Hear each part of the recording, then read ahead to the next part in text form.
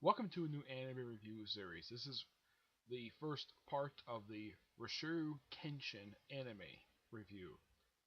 This is part one, and this one reviewing the very first season of the series. No, there's no subtitle for this one. Just this. This is a 27 episode season.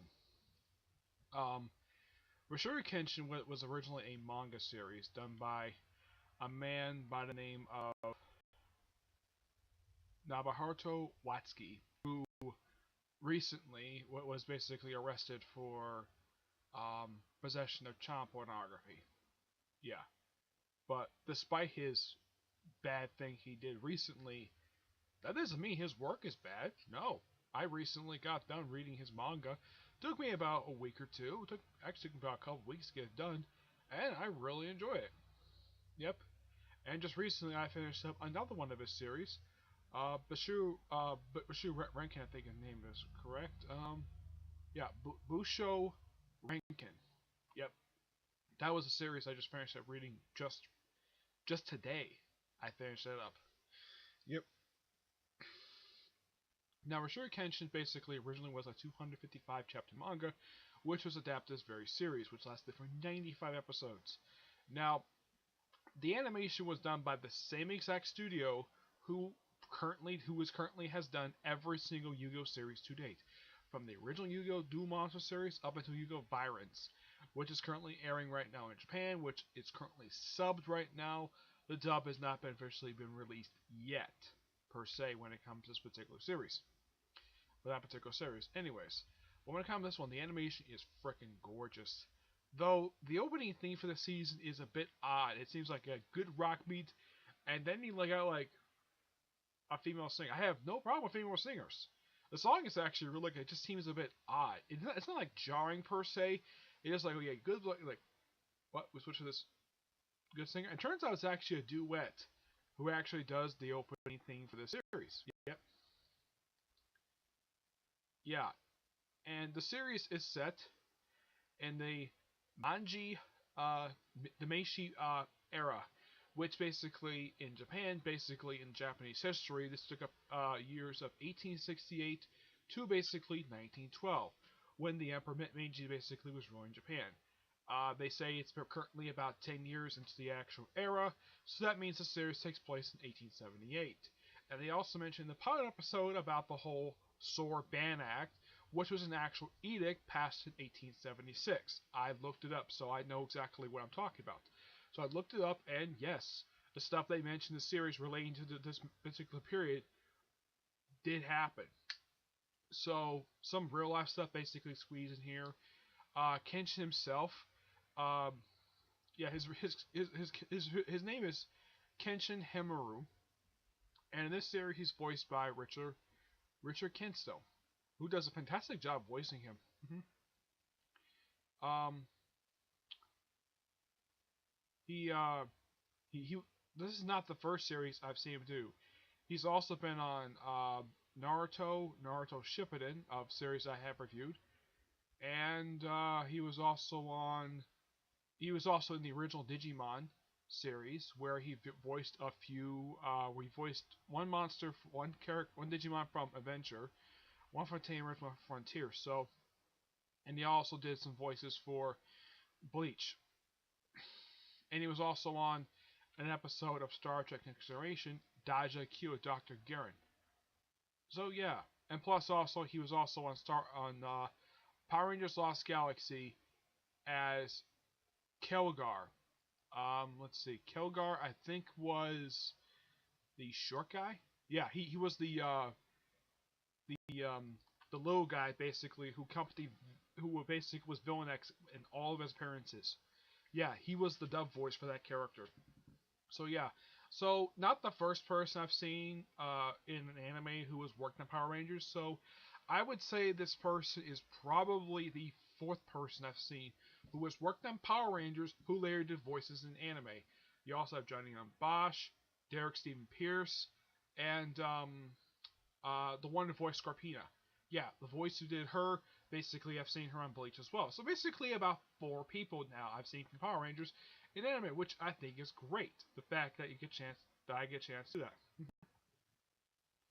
that. Yep. Now the other characters in this series are, aside from Kenshin himself, you also have Karu Karu Kamaya, who is a assistant master. She's assistant master of a dojo. Basically, she's a teacher of people who basically fight with a particular style, so called the Kenshu. I think it's called um, the Kenshu technique.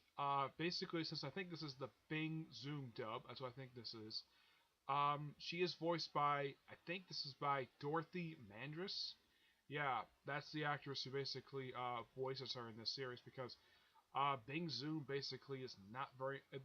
They commonly work with in the past with Viz Media, so yes, at least they're a partner of theirs. So okay, fine.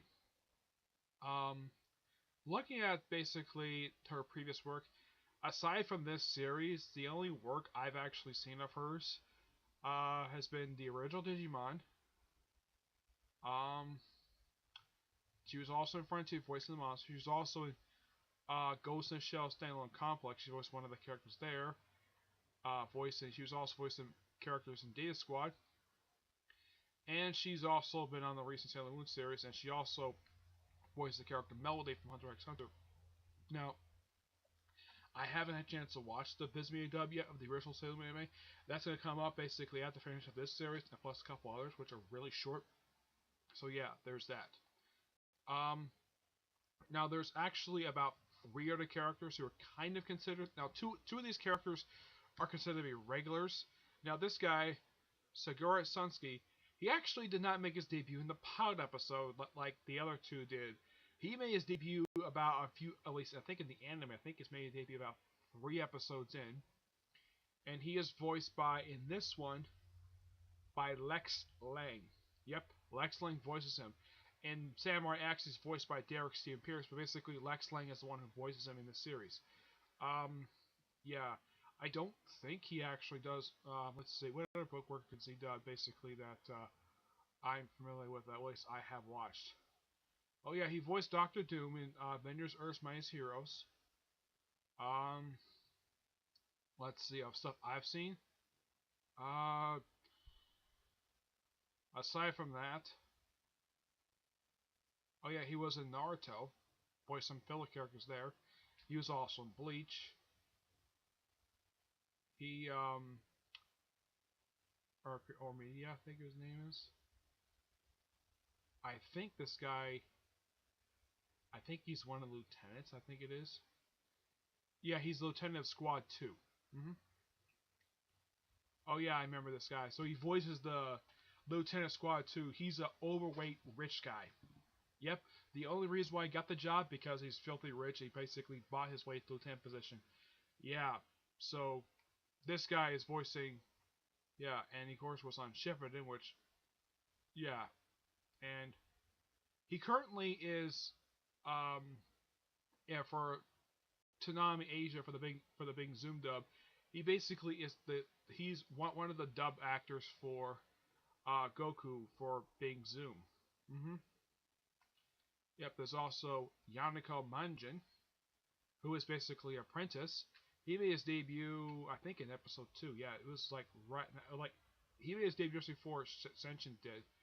Um, he's voiced by Elson Floyd in the series.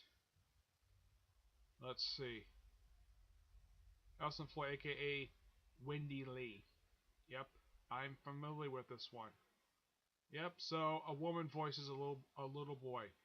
Nothing unusual here because this is a common practice basically for animators basically where they have women voicing little boys, like Veronica Taylor voicing Ash Ketchum for Pokemon. So no much difference there. Um, so aside from this series, I've seen her work for voicing TK from Digimon. Yeah, she was a voice actor for him. Uh, a young version of Neji from Naruto. She was also on Bleach. She's actually one of the people from Power Rangers. Yeah, this is the same person who voices Scorpina from Power Rangers. Yeah, she voices Yorichi and a couple other characters from Bleach. Um, and Yeah, that's really yeah. Basically, like a handful of characters, that handful of series. No, not many. Yeah, and there's also this guy Ashen who actually made his debut during this particular season. He's voiced by Terrence Stone. Yep. Don't think I'm familiar with his work. Uh, oh, he was on Naruto. He voiced it. He was in the third Naruto film. Yeah, aside from that, in this series, nothing really much else for him. Hmm. There is a female doctor if I can find her on here. I know she basically was a recurring. She's basically been a recurring character. She's been a good chunk of the manga and she's been a good chunk of the series. Her name is Tanya Magami. Yeah, and she's voiced by Mary Doven. Yes, that's the person who voices her. She voiced Summer Gleason from the Batman animated series. She was from Digimon. Yeah, she voiced several Digimon, including Izzy's mom. Let's see. She was in Naruto, the original Naruto series, and that's it of the stuff I personally have seen. Hmm. Now, for the first two episodes, basically, it's all canon stuff. Like, there's an arc when they use the female doctor. This lasts for a few episodes, and the manga was like a little bit longer than that. Basically, her introduction, basically her past with opium, and the fact that there's this greedy businessman who really wants to use opium. They basically become a real big player in Japan. Yeah. Now, reading, I'm like, okay, so why in the world is it we get a chance to see people who look like wearing komodos? It looks like the feudal Japan, but nope, it's the Meiji period. And I should point out that this is actually the emperor of this period is the first of the four modern day emperors. And this guy, the guy who was the emperor of this period of time, he was the emperor three emperors before the current one. Mm-hmm. Yes, if you looked it up, it's indeed true. Mm-hmm. Now, for the stories that happen here, like the pod episode, which introduced the main characters, uh, Yankin basically gets used in episode 2. Um, let's see. Sunshine gets introduced in Cigar gets introduced in episode 4. Mm-hmm.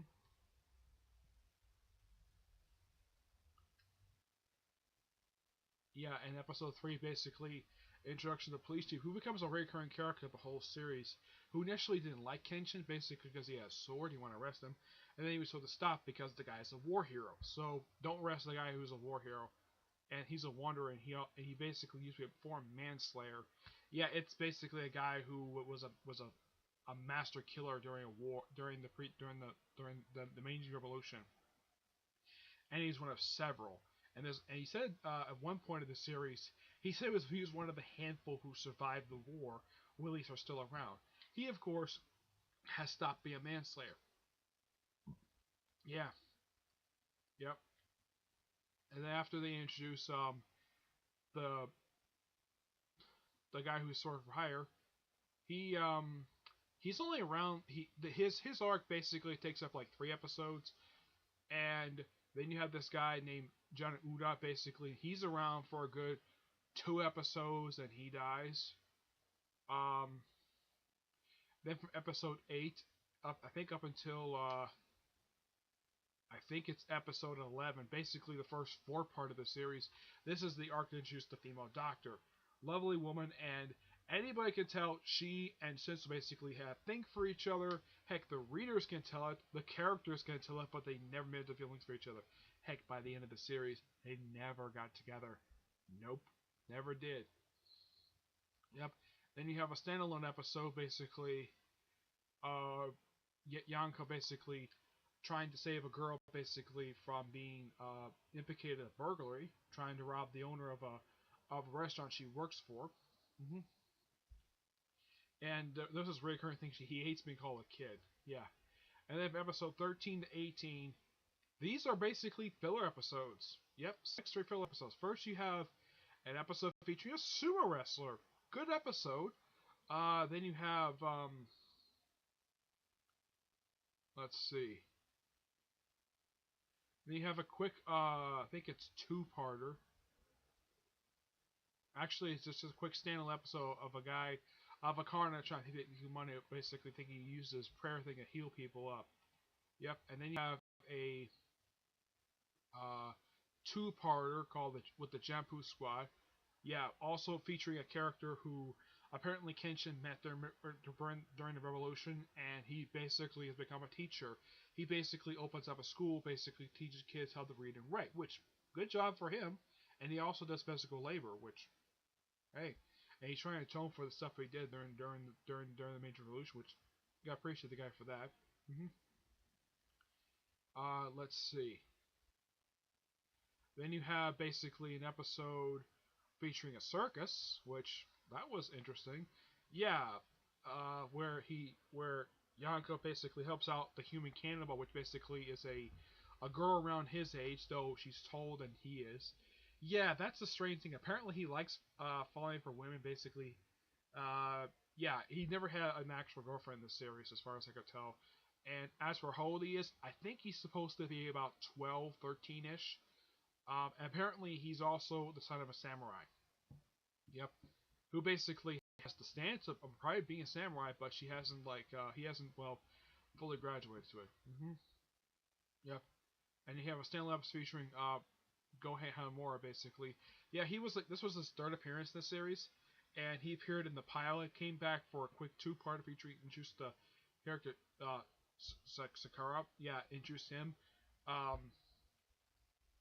yeah, he came back for one episode where basically it was the two brothers, and that's really it. And then you have a three-parter, basically, where this is actually from the manga, where originally this rich kid basically actually is son of a swords dealer who basically in the series they changed it where he's a famous swordsman, where basically his father is a famous swordsman and he wants to become a swordsman like his father.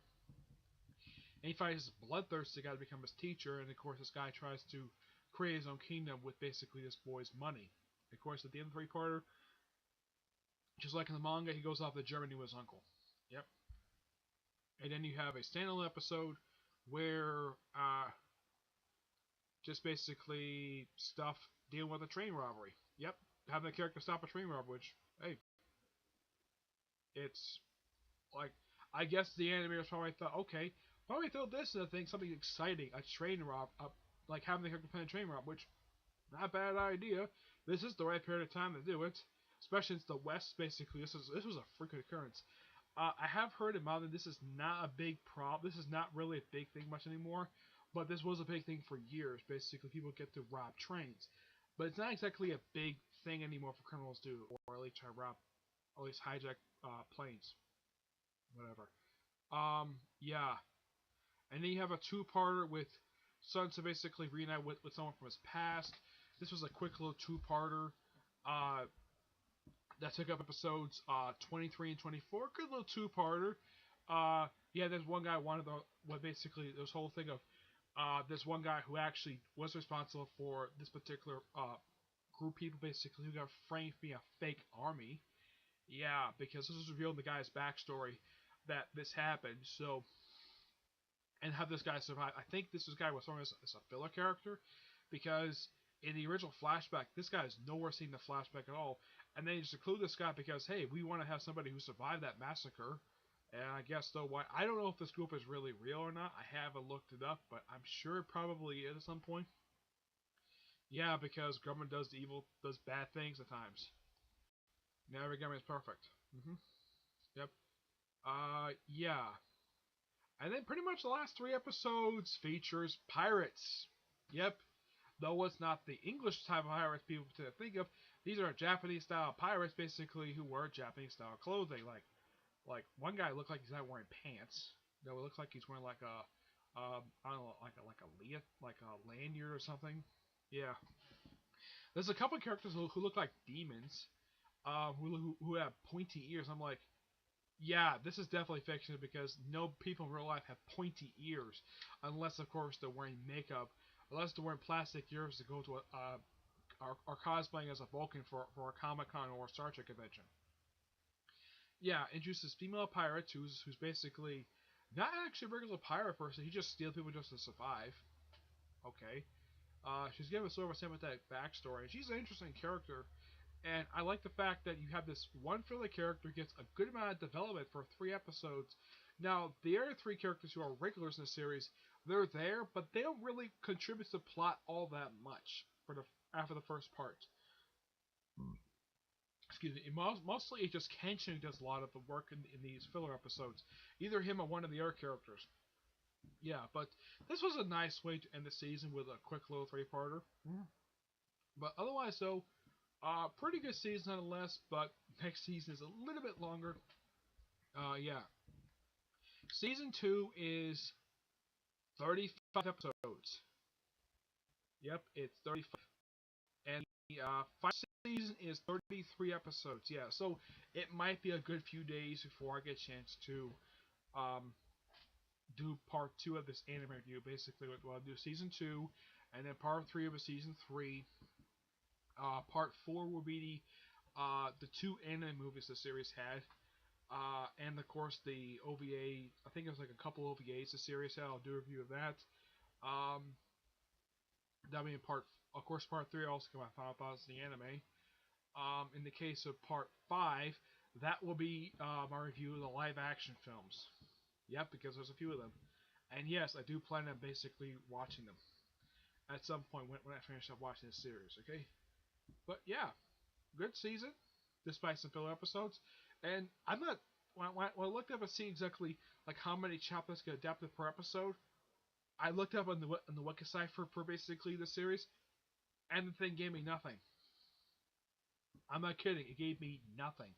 There is nothing that says that it adapts like certain chapters, like how many chapters are adapted per episode. It doesn't say at all, which that's very weak because generally when I go to these book sites, it usually gives me good information exactly what chapters are adapted per episode.